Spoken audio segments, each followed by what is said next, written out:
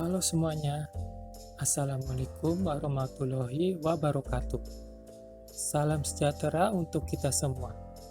Perkenalkan, saya Slamet Mulyadi, jurusan S1 Akuntansi dari Fakultas Ekonomi dan Bisnis Universitas Mercubuana Kampus Meruya.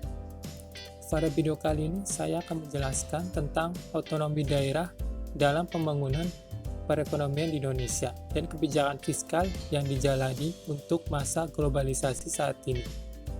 Video ini dibuat untuk memenuhi tugas besar 2 dari mata kuliah Perekonomian Indonesia dengan dosen pengampu Ibu Francisca Listianingsih Utami, SE, MAG.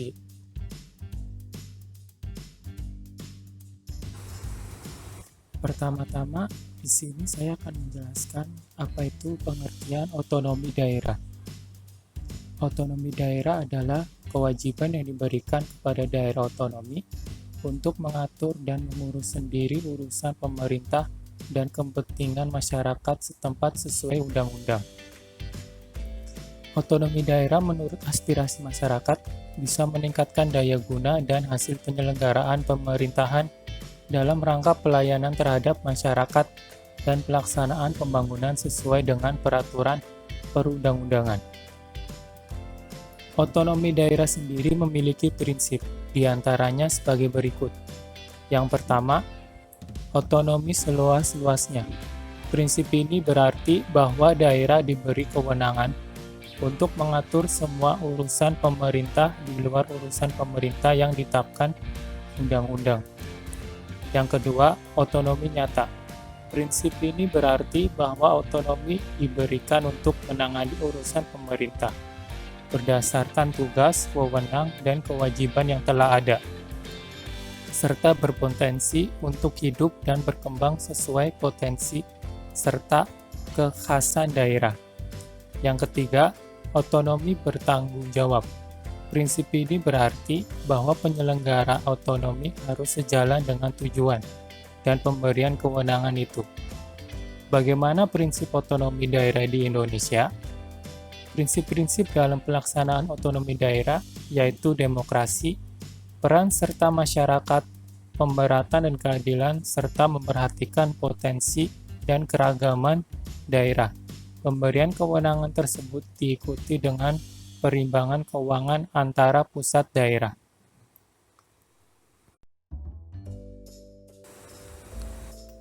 Selanjutnya, saya akan menjelaskan konsep kebijakan pemerintah mengenai otonomi daerah pada percepatan pembangunan di Indonesia.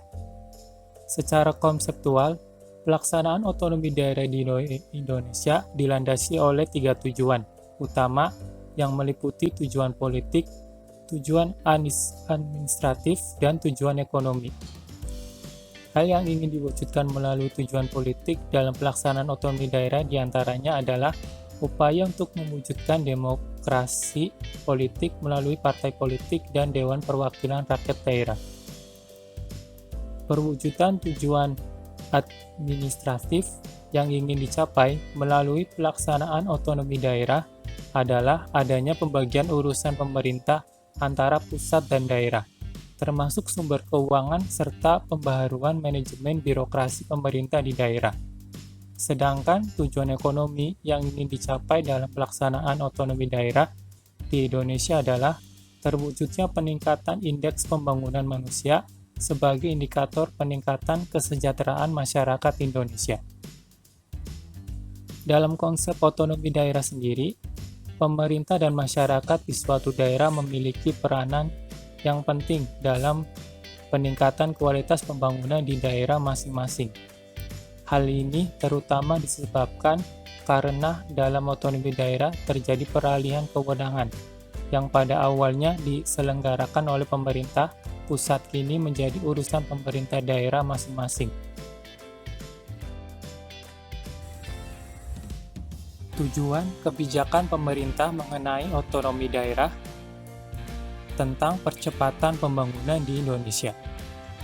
Dalam rangka mewujudkan tujuan pelaksanaan otonomi daerah, terdapat beberapa faktor penting yang perlu diperhatikan, antara lain faktor manusia yang meliputi kepala daerah beserta jajaran dan pegawai, seluruh anggota lembaga legislatif dan partisipasi masyarakatnya. Faktor keuangan daerah, baik itu dana perimbangan dan pendapatan asli daerah, yang akan mendukung pelaksanaan program dan kegiatan pembangunan daerah. Faktor manajemen organisasi atau birokrasi, yang ditata secara efektif dan efisien sesuai dengan kebutuhan pelayanan dan pengembangan daerah.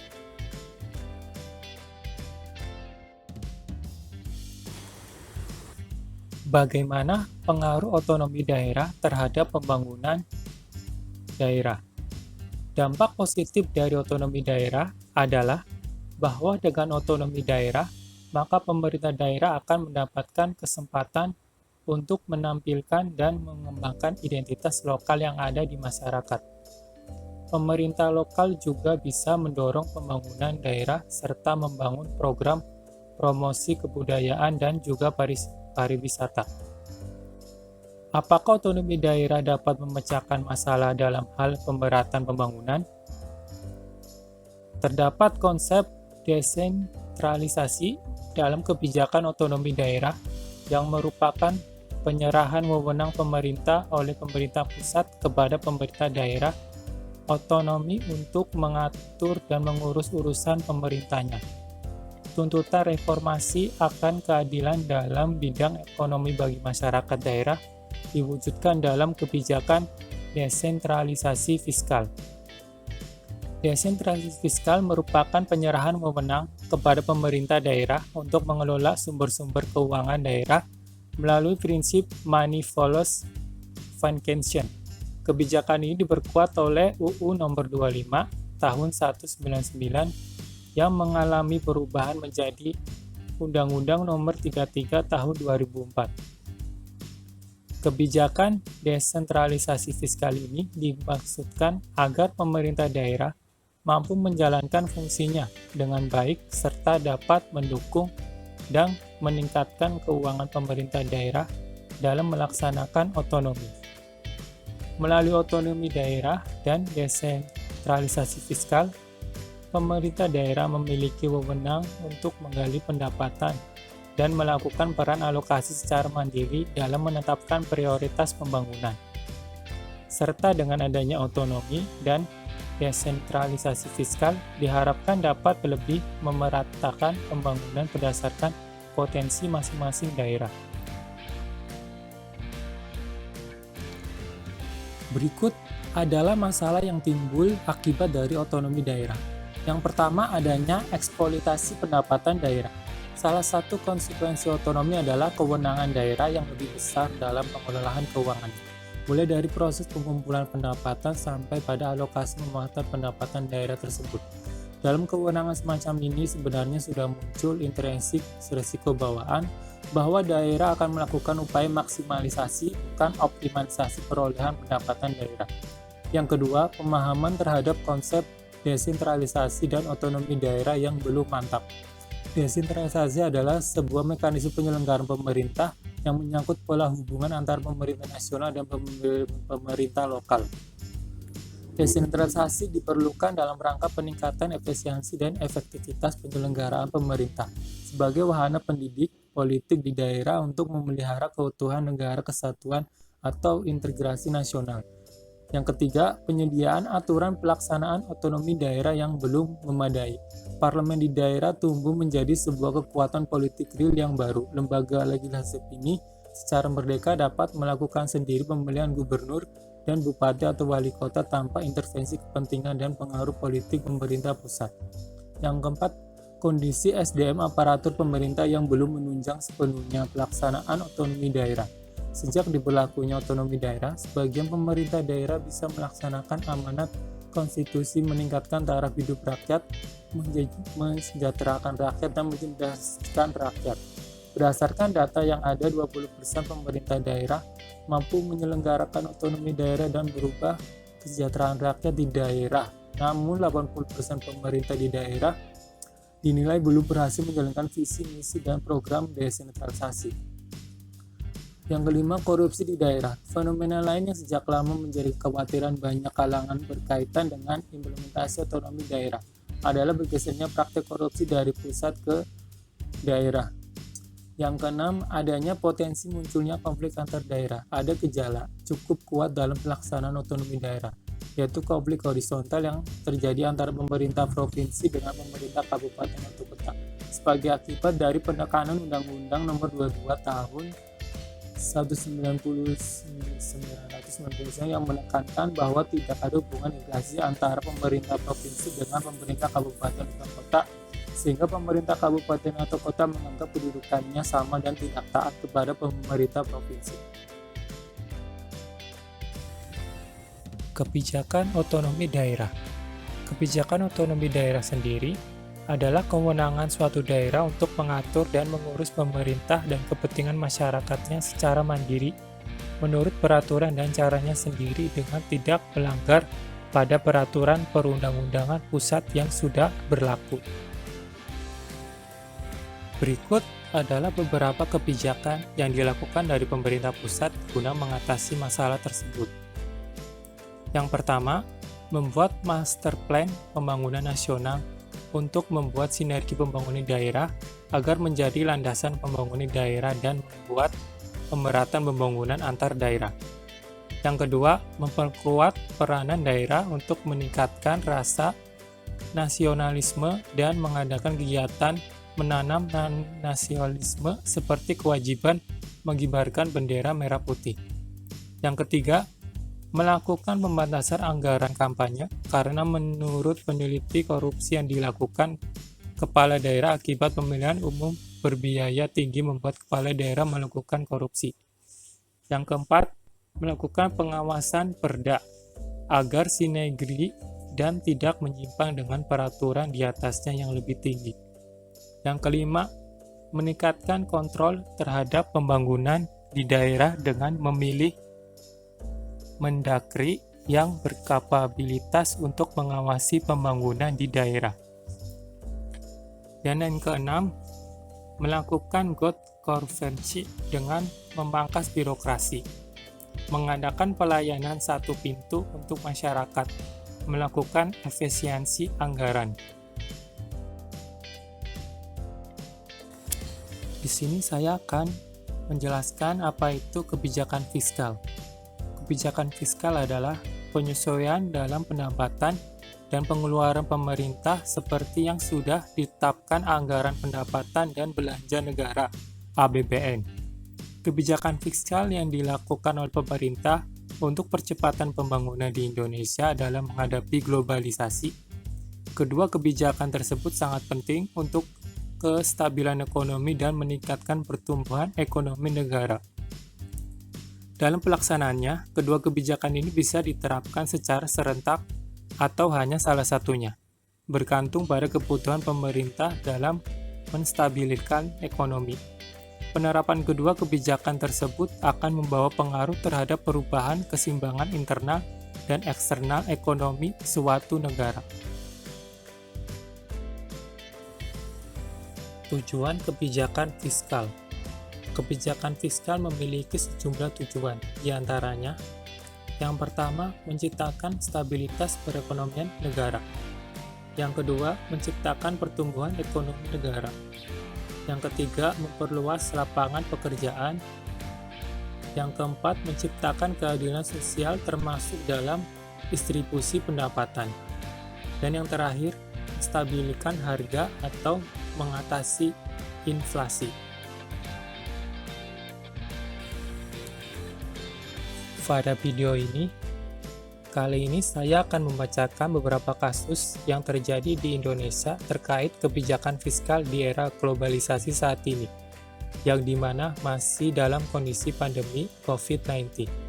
Yang pertama, insentif pajak selama pandemi COVID-19. Untuk mengatasi kelesuan ekonomi selama pandemi COVID-19, pemerintah menerapkan kebijakan fiskal berupa penghapusan pajak tertentu bagi korporasi. Meskipun contoh kebijakan fiskal adalah ini dapat mengurangi pendapatan negara dari pajak yang secara presentasi porsinya di APBN cukup tinggi. Untuk kasus yang kedua, meningkatkan anggaran untuk penanganan COVID-19. Untuk memulihkan ekonomi saat pandemi, pemerintah membuat program pemulihan ekonomi nasional yang disingkat PEN 2021 dengan menaikkan anggaran menjadi lebih dari 700 triliun. Padahal perkiraan sebelumnya 690 triliun. Anggaran tak terduga ini tentu mengambil porsi anggaran pemerintah yang tadinya dialokasikan untuk program lain. Namun karena tiba-tiba ada pandemi dan terjadi juga cukup lama, maka pemerintah harus menerapkan kebijakan fiskal ini agar bisa memulihkan ekonomi. Peningkatan anggaran ini membuat kebutuhan atas dana semakin tinggi. Di sisi lain, pemerintah juga mengalami penyusutan pendapatan. Oleh karenanya, untuk membiayai defisit anggaran ini, pemerintah akan semakin rajin menarik utang. Kebijakan fiskal yang digunakan oleh Indonesia dalam menghadapi percepatan pembangunan, dalam menghadapi globalisasi ekonomi saat ini adalah pajak. Merupakan instrumen fiskal yang digunakan untuk membiayai pembangunan. Pajak bersifat memaksa dan tercantum dalam undang-undang, di mana semua wajib pajak yang berupa badan usaha ataupun perorangan wajib membayar pajak pada negara. Kebijakan perpajakan. Kebijakan ini berkaitan erat dengan amandemen baru dalam hal pajak langsung dan tidak langsung. Kebijakan fiskal perpajakan merupakan salah satu instrumen kebijakan yang memiliki otoritas publik yang kuat dan mempengaruhi perubahan pendapatan, investasi, dan konsumsi. Pemerintah akan membuat kebijakan perpajakan secara progresif setelah menganalisa efek dari peningkatan maupun penurunan pajak. Kesimpulannya adalah, kebijakan fiskal adalah kebijakan yang berkaitan dengan pasar barang dan jasa. Ada beberapa contoh kebijakan fiskal di Indonesia. Instrumen kebijakan fiskal adalah pajak, pengeluaran belanja negara, dan obligasi. Tujuan kebijakan fiskal untuk menstabiliskan ekonomi negara. Menurut pendapat saya, solusi untuk menghadapi tantangan atau hambatan untuk berada di dalam persaingan global saat ini adalah: yang pertama, mencintai produk dalam negeri. Mencintai produk dalam negeri adalah sikap yang bisa dikembangkan untuk menghindari gaya hidup ala barat yang berlebihan. Yang kedua, menyaring budaya asing sesuai dengan panduan nilai, norma, dan tradisi lokal. Yang dimana untuk menghadapi globalisasi dan kemajemukan budaya, semua orang harus bisa menyaring kebudayaan asing sesuai dengan kebudayaan lokal. Yang ketiga, memahami nilai-nilai kebangsaan dan Pancasila dengan baik. Cinta akan nilai-nilai Pancasila akan membantu kita untuk tetap menghormati budaya Indonesia, meski sudah banyak budaya asing yang masuk ke kehidupan sehari-hari kita. Yang keempat, meningkatkan daya potensi nasional. Dengan sumber daya alam dan manusia yang berlimpah, sudah seharusnya negara kita menjadi negara yang mampu memenuhi segala kebutuhannya secara mandiri. Tentunya dengan kualitas sumber daya manusia yang mampu mengolah sumber daya alam yang kita miliki, bukan lagi bergantung pada pihak asing. Yang kelima, memasukkan kemajuan teknologi dalam pembangunan. Contohnya dengan menyediakan jaringan informasi yang menghubungkan berbagai pihak, mulai dari pemerintah, BUMN, juga swasta, baik dari dalam maupun luar negeri. Tujuannya untuk meningkatkan daya saing produk dalam negeri kita. Yang keenam, meningkatkan pengembangan usaha mikro. Indonesia memiliki potensi dan kekuatan pada ranah usaha mikro. Usaha-usaha mikro memiliki beberapa keunggulan, seperti menjadi penyedia barang-barang murah untuk rumah tangga maupun ekspor, efisiensi dan fleksibilitas yang tinggi, semangat usaha tinggi, probabilitas yang tinggi, serta kemampuan pengembalian pinjaman yang tinggi. Dan yang terakhir, memanfaatkan forum-forum kerjasama internasional. Tujuannya guna memperdalam kerjasama untuk saling menguntungkan, mendorong proses globalisasi perdagangan, dan investasi, serta kerjasama ekonomi dan teknologi.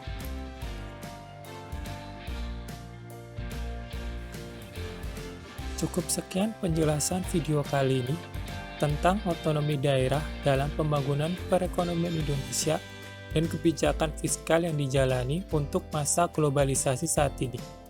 Kurang lebihnya mohon maaf, sekian dan terima kasih. Wassalamualaikum warahmatullahi wabarakatuh.